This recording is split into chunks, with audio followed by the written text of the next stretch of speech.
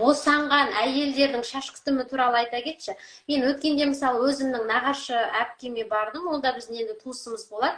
Оның бойы ұзын енді, және шашының ұзындығы да жерге жетеді ғой.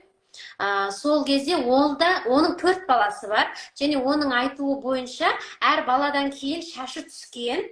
Бірақ шамамен бір бала 1,5 жасқа жеткенде ма, 1 жастан асқанда ма, сол шашы қайтадан өзінің қалпына келді деді. Яғни бұл ол үшін артық уайымдап, артық шампунь, артық ондай еш нәрселер пайдаланбаған. Өзі бала өсті, сонан кейін қайтадан қалпына келді дейді. Шынымен де шашын көрдім, ондай бір не емес, андай қатты адам алаңдайтындай дәрежеде емес, шашы әп-әдемі жерге жетіп тұр. Сол босанған әйелдердің шаш күтімі туралы. Жаңа көріп қалдым, біреулер жазып жатыр да, босанған әйелдің шаш күтімі қалай болу керек, ем қолдану керек па деп, соны бір нәрсе қолдану керек па, шампунь бірдеңке қолдану керек па, болмаса организм өзін-өзі жаңағыдай жаңалап дей ма, білмеймін ғой енді, солай бір қалпына келе ма. Сосын тағы бір қыздардан естеймін, керісінше бала босанғаннан кейін біраз уақыт өткен соң шашымыз қалыңдап шыға бастады деген комментарийларды да көп естеймін. Иә, ол әрине тікелей байланысты оғанда. Мысалы, мен өзімді алатын болсам, яғни бірінші баламды босанғаннан кейін шашым өте қатты түсе бастады. Деген мен ойладым, шашым менің күшті қырып тастасам күшті өсетін шығар деп, яғни бұрынғы яғни қазақтардың сондай бір арам-сырым соған сендім да, солай шашымды түгелдеп қырдым. Кәдімгідей жама жасадым басыма, сөйтіп деген кәдімгідей күнде тарақпен тараймын, ағаш тарақпен. Бірақ ол тура сондай болып шашым прям қалың болып өскен жоқ. Бұрынғы сияқты болып өсті, қандай көлемде болса, сондай орташа көлемде.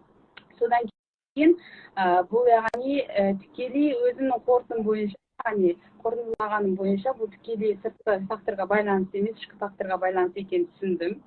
Одан кейін мысалы екінші баламды босанғаннан кейін менің наоборот шашым деген қалың болып, бұрынғыдан да көп қалың дәрежеге жетті да.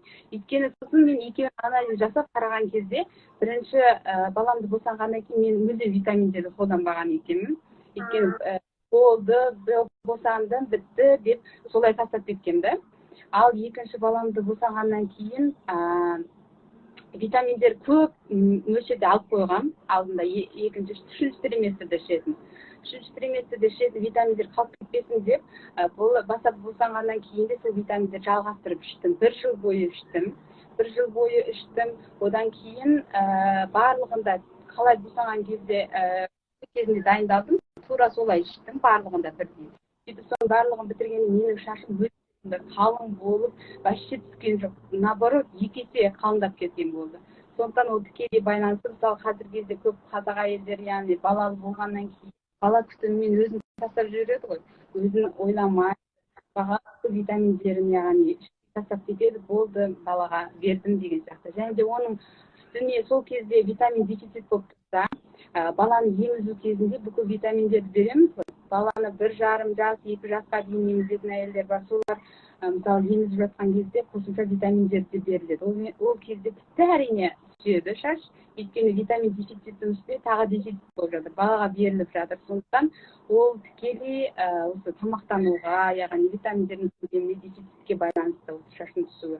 Мысалы ол сіздің яғни алдында айтқан осы шашы 1,5 жылдан кейін қалпына келген танысыңыз мүмкін, 1,5 жылдан кейін баласын емізуді тоқтатқан шығар.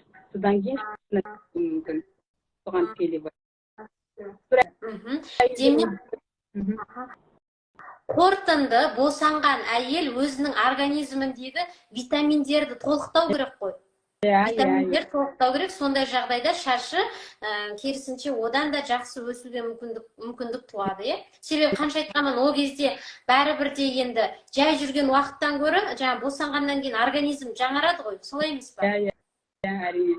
Мысалы, жүктілерге арналған витаминдерді қарайтын болсақ, элевит, сосын темибион деген витаминдердің ішінде андай Б витаминдерінің группасы өте көп. Барлығын көруге болады. B1, B2, B6, соның барлығы B7, биотин деп атайды.